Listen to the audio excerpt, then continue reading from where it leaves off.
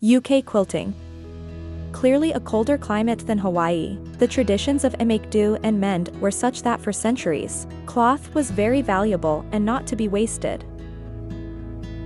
Long before any mechanical cloth production, every piece of cloth was made by hand or with simple weaving frames. Anything so time-consuming to produce could only be treated with care and considered to be of value. Long before the first settlers arrived in America, British women and men were involved in patchwork and quilting, both for home and commercial benefit. So the history of quilting in Britain goes way back. There are records of padded clothing being made for soldiers to be worn underneath their armor to protect them from the metal, and also to provide warmth and comfort. And as far back as the 14th century, quilted fabrics were used as bed covers and clothes. There are examples of 18th century pieces of clothing that remain from noble and royal households.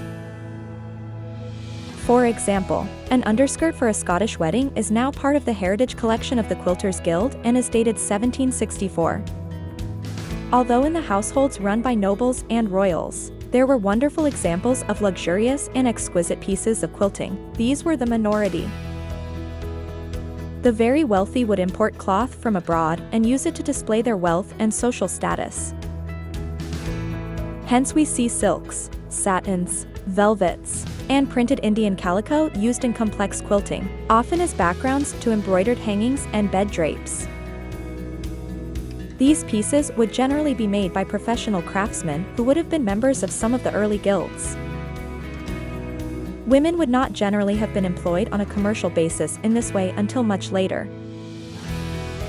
In the homes of the less well-off, the quilting and patchwork traditions would have a much more utilitarian approach, and although some would be very cleverly designed and executed, the main concern was to provide warmth without too much expense.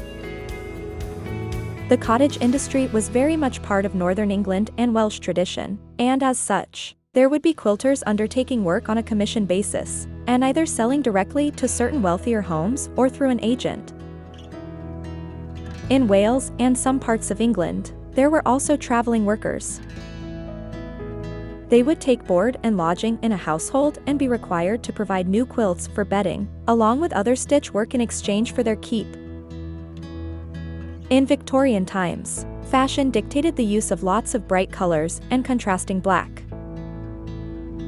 Fabrics were more readily available and there was greater wealth available in the new middle classes.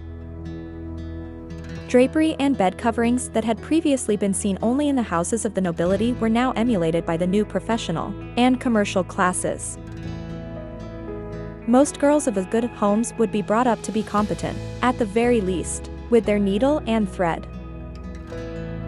So the practice of embroidery, patchwork, quilting, and applique was very much kept alive.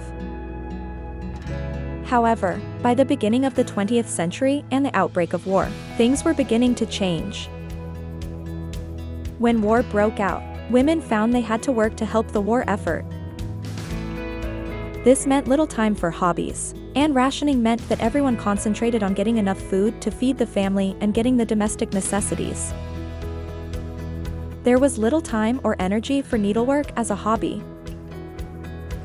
By the end of the 1940s, things had begun to back to normal. The country was becoming more and more reliant on manufactured clothes and bedding. Factories had sprung up across the UK, and imports began subsequently to add to the large amount of manufactured goods. Really, it was the resurgence of quilting arising from the United States that helped Britain resurrect its quilting traditions. Now the Quilters Guild has a valuable role in supporting quilting in the UK. The Guild set up a British quilting study group in 1998, and this provides invaluable support to the quilters of today with research and information. British quilting has, however, never managed to equal the art of the American quilting traditions, and America has been entirely responsible for spreading the word and the work of quilting across the world as far as Australia, Japan, South Africa, and Europe. Were it not for America, the UK may have allowed its quilting history to fade away. Thankfully, however, it has helped to revive quilting both as a hobby and as an art form. Thank you for watching another Unstoppable Intellect video. Don't forget to like and subscribe to help keep the channel growing. Knowledge is power. Together, we'll make you truly unstoppable.